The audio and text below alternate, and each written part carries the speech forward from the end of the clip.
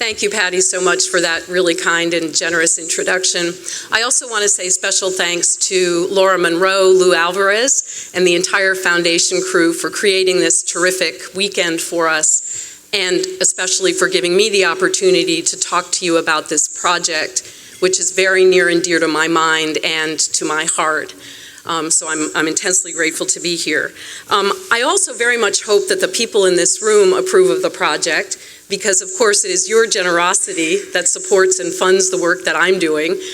You are the people who make us here at UVA Law School able to thrive and flourish, and we're just so grateful for that. So I do hope you approve, but I'm going to go out on a limb and say that I believe that you're going to do more than approve. I believe that you will conclude, as I do, that the project really is one of the many reasons why UVA Law School is living up to its aspiration to be the ideal in American legal education.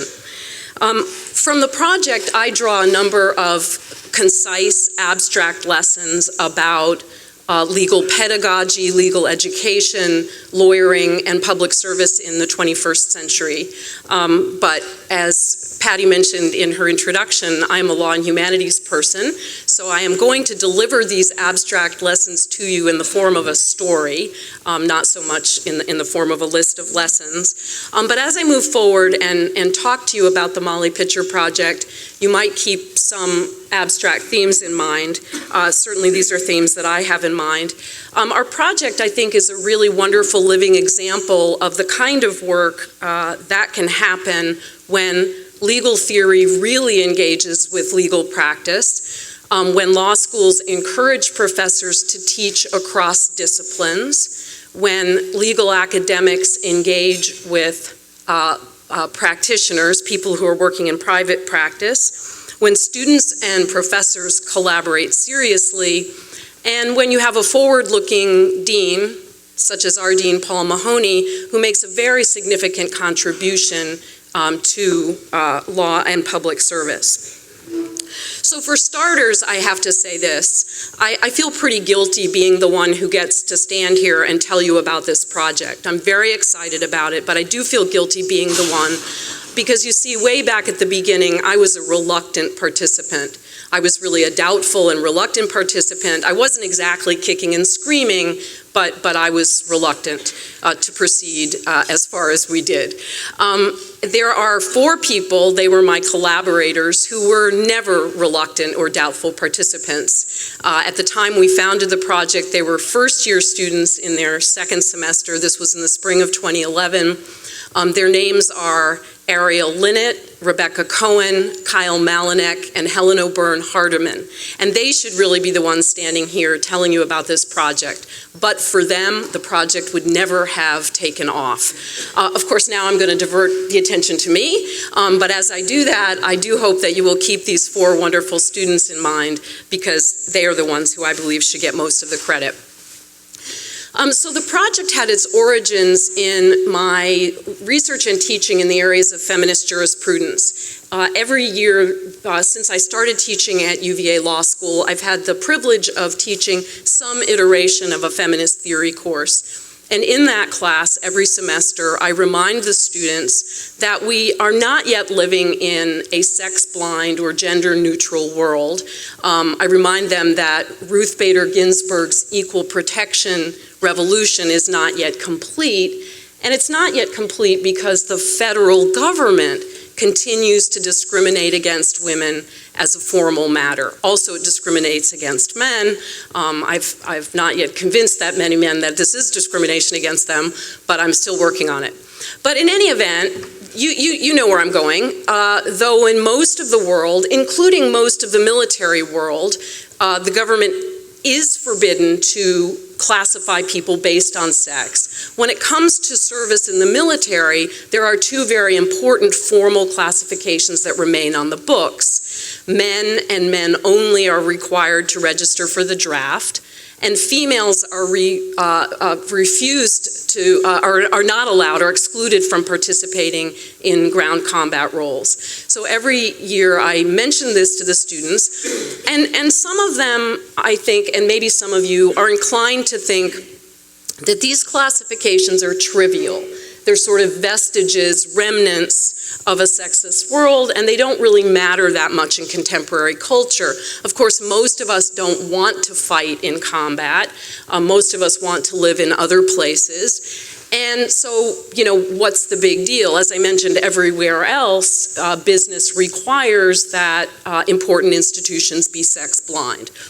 But I've come to think over the years that these are very significant classifications. When you think about what counts as public service, the core of public service, as well as the core definition of what counts as courage and valor and virtue, all of these definitions revolve around the obligation to defend the homeland in times of war, the obligation and the opportunity to step up and defend the nation when we are being attacked by outside forces. And by excluding women from this opportunity and obligation, we really are treated as second-class citizens, and because we're told, remember, it doesn't matter how fit you are, doesn't matter how smart you are, how brave, how strong, how competent, how shrewd, you're a female, we don't want you. So, yes, years go by, year after year, I am committed to this issue, I lecture about it in my classes, but my feet stay firmly planted in the classroom.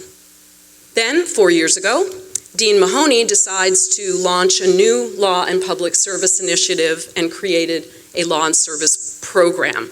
I'm sure many of you have heard about the program, but the effort here is to do more for our students than the ordinary kind of support you would expect from this law school, and that is to have a program that actually has curricular content to provide substantive and skills-based training to the students who are going to go out and practice in the public service field whenever they do that. So we aim to attract a lot of students. So Jim Ryan is named director of the program, and he came to me and asked me if I would be willing to participate and help create and teach one of the first core courses, a survey in law and public service. I said yes. And then the mistakes began. So I decided that as part of my law and public service curriculum, I needed to include a unit on legal pedagogy. I needed to focus on questions such as, whose interests do law professors serve?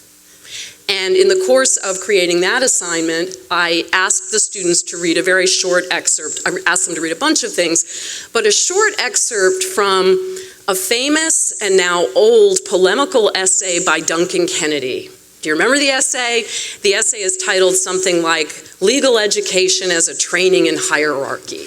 And so, again, give them a little snippet of this. And the students find it very provocative. Many of them hate it. Some of them love it. But they all find it disturbing. And they're particularly disturbed by one of his criticisms, which is that the legal classroom fosters what he calls pseudo-participation.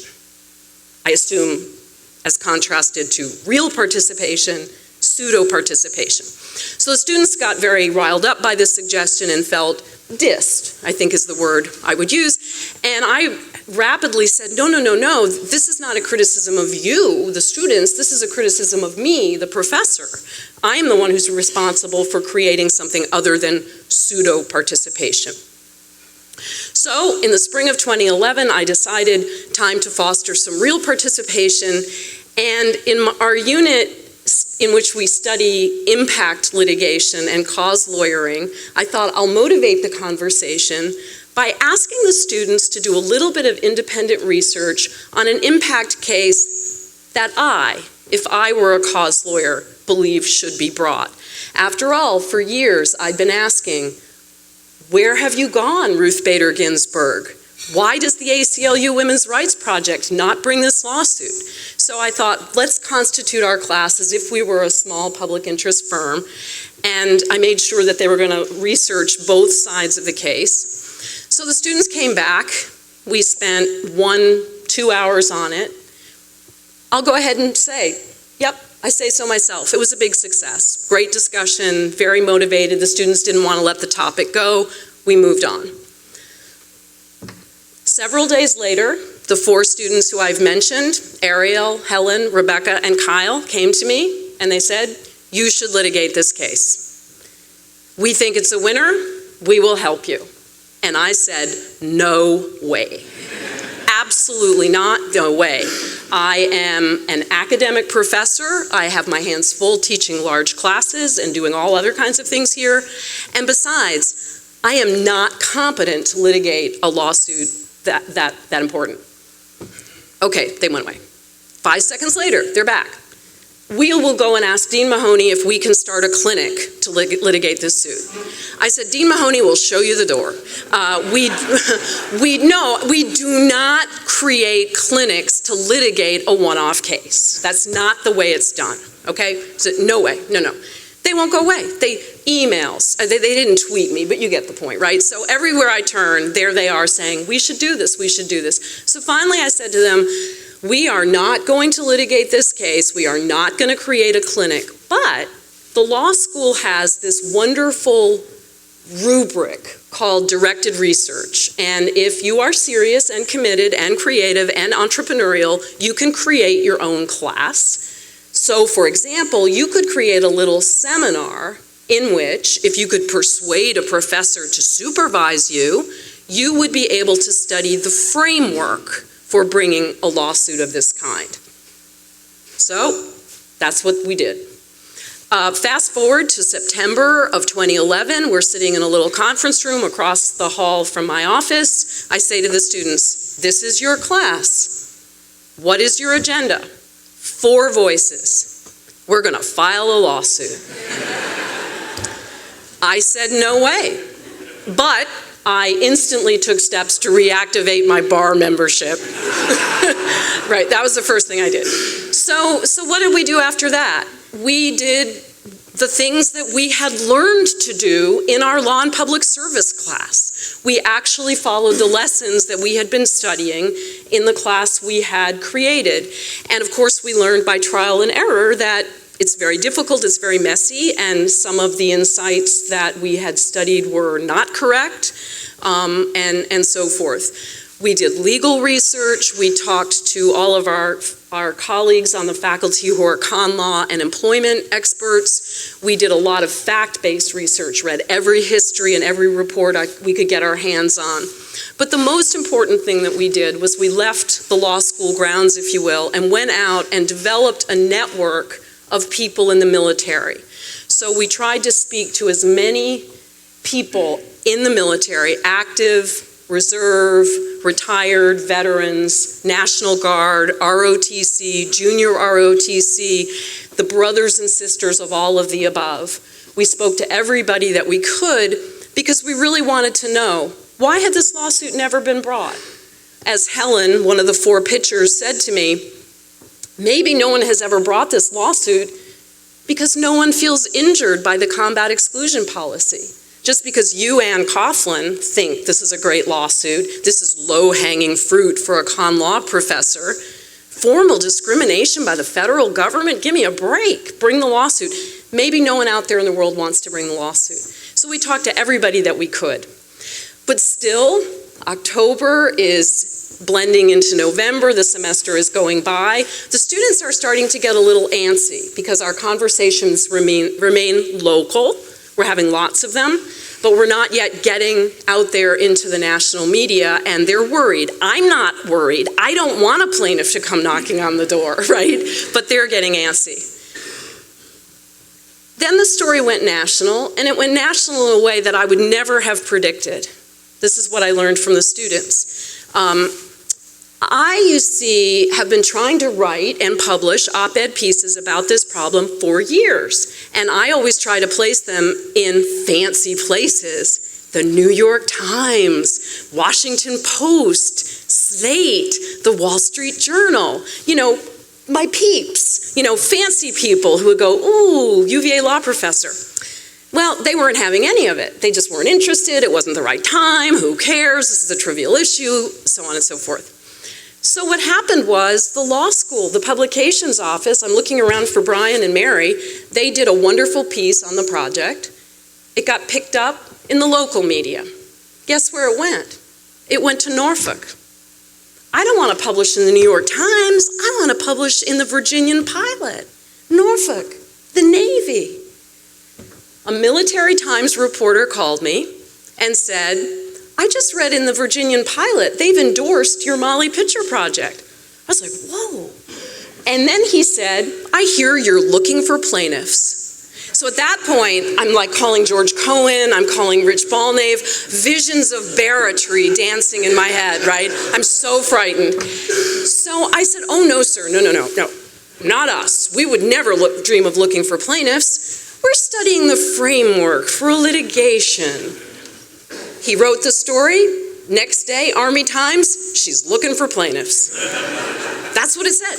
And then my phone and my email, as they say, blew up. I started to get emails from women all around the world, women in Afghanistan. I volunteer. So, at the risk of going on and on, but I'm going to go on for a couple of more minutes, that was a huge break for us. And what did we learn in those conversations? We ultimately did learn that there were women who had legal injuries. But we also learned a lot of information that was useful in negating the arguments that the military has been making to support the exclusion of women from ground combat. So the first thing we learned, which is something that I'm sure all of you know, is that women have been fighting in combat alongside men in Iraq and Afghanistan. They've been fighting and they have been wounded and they have been killed in those conflicts. Now, how could this be? Women are not allowed to participate in combat. Well, they've got really good lawyers at the Pentagon, you see. The ground combat exclusion policy forbids the assignment of women to ground combat units. So what did they do? They attached them to ground combat units. They borrowed them from the units to which they were assigned and attached them because they needed them. They needed these women in those spaces. The problem, though, with the attachment is that you don't get credit, recognition, promotion for the places where you're attached, only the places where you're assigned. You don't get the training, and you don't get equipment. So there were women out there serving without the same kind of body armor that men would get. Why? Because you're not assigned to be there. When you get home, it's as if it never happened. You go back to the place where you were attached, and they don't recognize that you were in combat because you weren't assigned to be there. So that became very clear. We also learned a lot of other things. I think that this is being taped, so I can't use salty language, but I had been worried for a really long time about issues like, well, what about privacy and hygiene? Reporters are always saying to me, what about privacy? What about hygiene? People have to, powder their noses. And so this used to really freak me out when a reporter would ask me, how are women gonna powder their noses? And I'd go, well, blah, blah. Well, I learned it's simply not an issue. Males and females have been serving side by side in combat, and all of those, they've worked it out. They figured out ways to give each other zones of privacy. I also learned that it turns out that men don't really seem to enjoy peeing in front of each other. I mean, who thought that was the case, right? Everybody always averts their eyes, gives each other privacy. So issues like that we learned. We also learned that women have been able to prove that they have the physical capacity. Not every woman, just as not every man, but there are some extraordinary women who can do this job.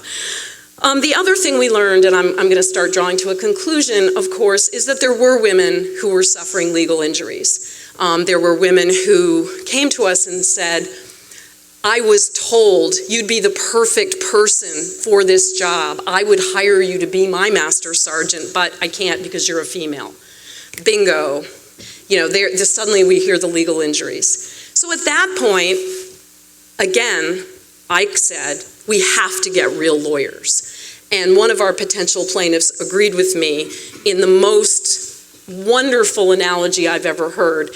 She said to me, look, this is a huge step for me. I'm putting my whole career on the line, and I'm doing it for my daughter and my granddaughter. And I'm willing to go along with you if I think you're sort of like an Olympic coach who is preparing her team to win the gold medal. I'm not going to go along with you if what you're going to do is to lead me into a pickup game in a side alley. So at that point I thought, we need real lawyers. And we did. So we were able to find two stunningly good real lawyers. One of them is Tali Parham, who is a 1996 graduate of this law school. She also is a former fighter pilot. She flew at least 100 combat hours in her F-16 over Iraq in Operation Iraqi Freedom. She is a partner at a law firm in Columbia, South Carolina. When she stepped up, I was very relieved, extremely pleased, and so too I think were the deans, who kept saying to me, "You're not going to be counsel of record on this, are you?" The other person who stepped up is a name that you may know. It's Chris Sipes from Covington and Burling. Chris Sipes teaches our civil rights litigation seminar. This was the class that was created and taught for so many years by David Isbell, our legendary collaborator from Covington. Chris had been a litigant, had represented some of the litigants in the early Don't Ask, Don't Tell cases. So he was taking the Don't Ask, Don't Tell cases before those cases were popular, when no one wanted them. So he had the inside track, he understood how the military hierarchy worked. He clearly was fearless. So he stepped up and he took the case. So there you have it. In April 2012, the first federal lawsuit was filed to challenge the combat exclusion policy, and this was the lawsuit that was inspired by our Molly Pitcher project. In November of 2012, the ACLU filed a companion case, and we were delighted to have the company. As you know, you need lots of litigation to make a change in the world. Then, lo and behold, in January 2013, Secretary Panetta, together with the chairman of the Joint Chiefs of Staff, lifted the combat exclusion policy. They ordered that it be rescinded effective immediately.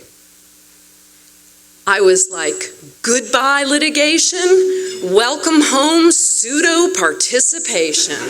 It's like, I'm back, I'm so back, I'm home. And of course, I'm not, and I take it, I never will be, and I want to give you two reasons why. First, many people have asked us correctly whether we think the lawsuit made a contribution to the decision to lift the policy. Reporters, of course, looking for a story, see cause and effect. You file the lawsuit, the Pentagon changes the policy. Chris Sipes and I had a lot of chuckles over this, as Chris said, yeah, Secretary Panetta, he read my reply brief. And he thought, I can't meet that dude in court, right? So we have no idea. We don't know how much of a causal contribution that it made. We think that it may have contributed to the timing. Certainly having a deadline, and our case was scheduled for oral argument on the government's motion to dismiss. Our case was scheduled for oral argument, and I think having a deadline focuses the attention. The other thing that the lawsuit did that was very meaningful for me and for my Molly Pitchers was that it gave a face and a voice to actual historical women whose stories were otherwise likely to be lost.